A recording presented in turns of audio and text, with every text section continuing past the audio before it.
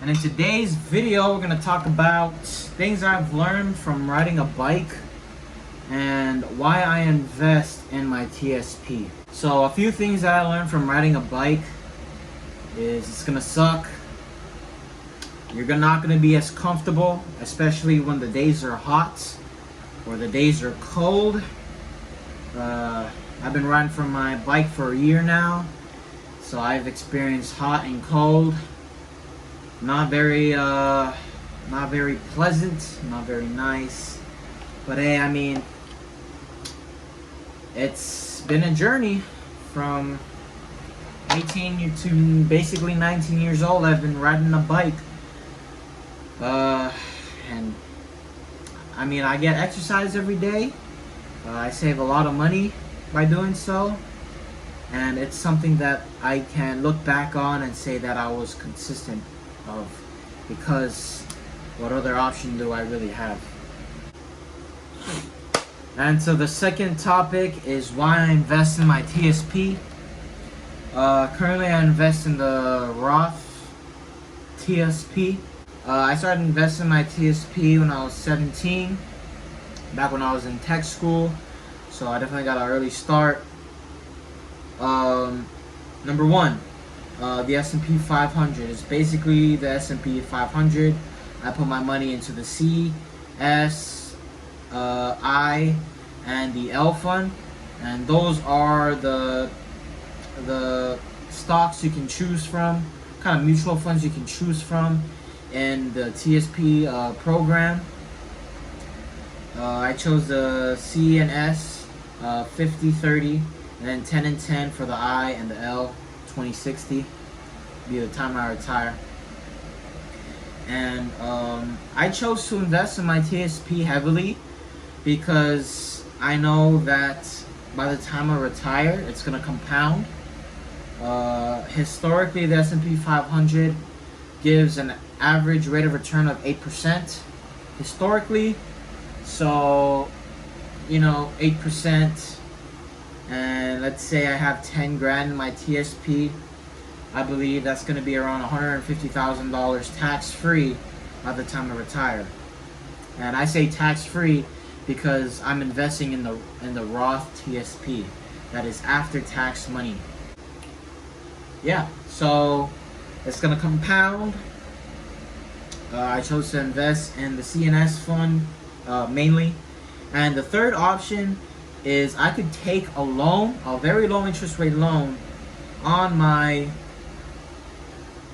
retirement portfolio. So it kind of acts like a savings account in a way.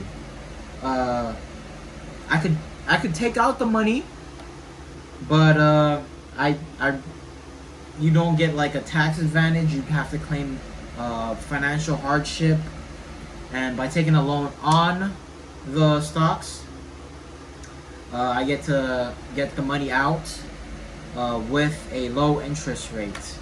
And so if I were to buy a house and I need like a down payment or money for renovations, I could just take a loan on the Roth TSP or my TSP for a low interest rate and pay that back monthly.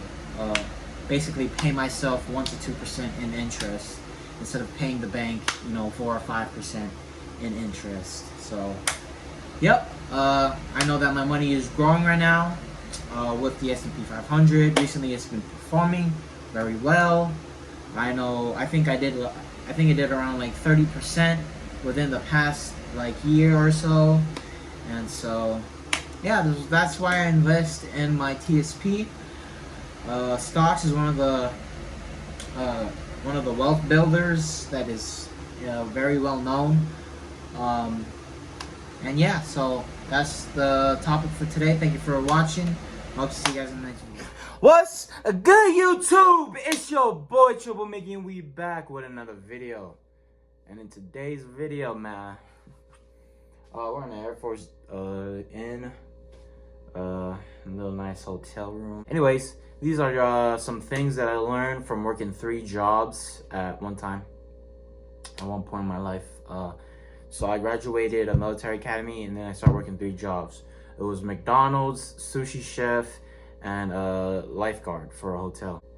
I learned that it can be challenging, it can be very tiring, but it's definitely doable. The way to get jobs, or how I got my jobs back then, is through family and applying, and through the school that I graduated from. So yeah, it was pretty cool. So I'd work like Monday from 6 a.m. to 2 p.m. and then I'd go work at sushi from 3 to 9 p.m. And so it'd be a hustle every day, and come home tired. I'd sleep on the couch sometimes, but I enjoyed the hustle. Some key motivators for me was like my goals. I wanted to save money. I was saving a lot of my money. I was saving almost every single penny. I'd eat the free food that they gave us on lunch breaks and stuff like that. And yeah, and it's very doable. It's very tiring. Do I recommend it? If you have a goal and a mindset to do it, then you should go do it. And yeah, but yeah, that's really all I learned from working 3 jobs at one point in my life. And yeah, now we're working 1 job. I only have to work 1 job. one job. And I'm in the Air Force as an electrician. But yeah, that's cool. Thank you for watching this quick video. Hope you have a good day. See you next time. Pow. What's good, YouTube? It's your boy Triple Mega. We back with another video. Look at this. Free 99. I'm making per diem too. Oh, yeah. Let's do a mukbang. Horrible lighting. Word. Get some juice in. Oh. Oh my God. Finesse. This is 12 bucks. 12 bucks, man. Oh, the pancakes is hard, bro. What? Got the butter and syrup. That was all good. Yeah. There. About to make some money. I made sushi the day before I left. The day before I left from my shop. It's pretty cool. And that's pretty good. I made some California rolls with some syrup. What the fuck? Some syrup. Made some Cali rolls with crab, cucumber, rice, pepper, mayo, lemon.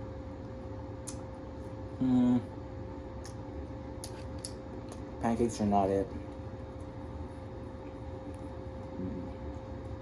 That's trash.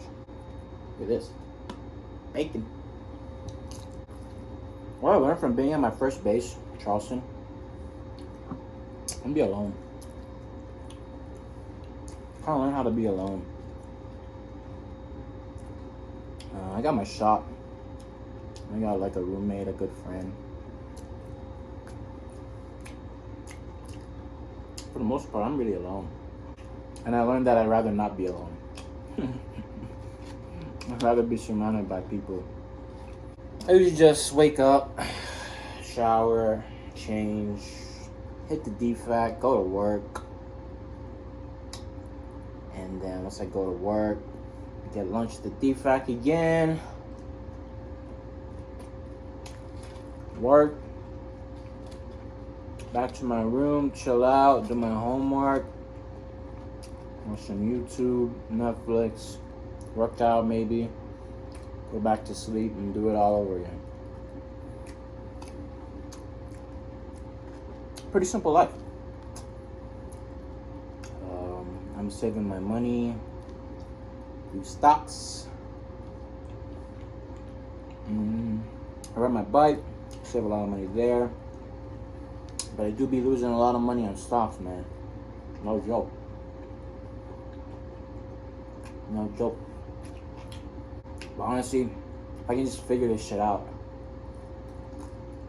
I'm gonna figure out how to make money with stocks, I'd be set for the rest of my life. Say I make like a huge gain, like 2 mil. I'm at like 2 mil. And then like I put in like a safe mutual fund or like a stock market index. collect the use the 4% rule off of 2 mil,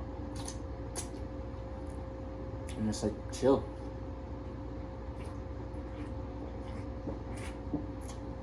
At that point, I can do whatever I want and just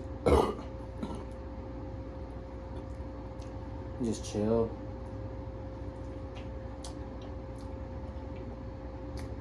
I could go to the beach every day.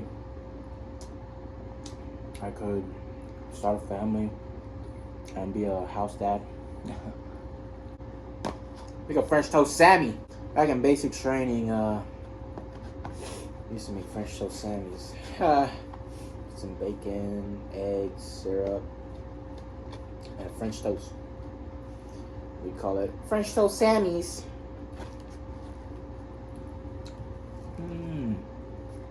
How about you, challenge?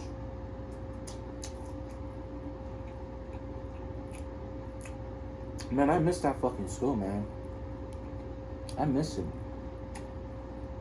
In there, I was scared. I was scared of everybody. Because everybody's fighting and hostile. And I had never seen that before. So many fights and hostilities and political shit. Enemies and fights and fucking... Yo, it was crazy in that John, man. I still think about it to this day. I'm pretty proud that I graduated from that school. It was pretty traumatizing. I get caught up in some fights. Like, I'd be in the middle of some fights, and I'd be scared to death. I'd shut down.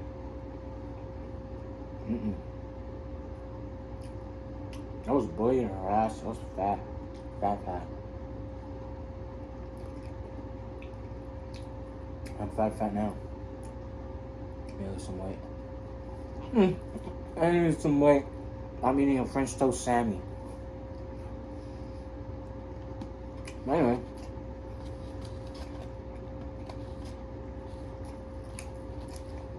That shit was dope. Dope. I had this one dude. He was a drug dealer. Now he's in the military. Good for him. A lot of them are drug dealers.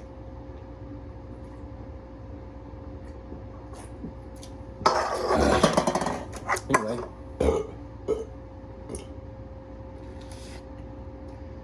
He was like a shit talker. But people would listen to him. And he had a lot of courage, confidence, a lot of reasoning. At sometimes his shit wasn't ethical, but sometimes the shit he was saying was very like from the heart, ethical. I'd be like, wow, that's a pretty good guy. That guy's a pretty good guy. But it's just hard to see that because we're so blindsided of the fact that it looks like he's a bad person, but if you look like further into the reasoning, it's good intentions. Just like with my, just like with parents, they may seem like a bad person, like, oh yeah, you can't do this because I said so.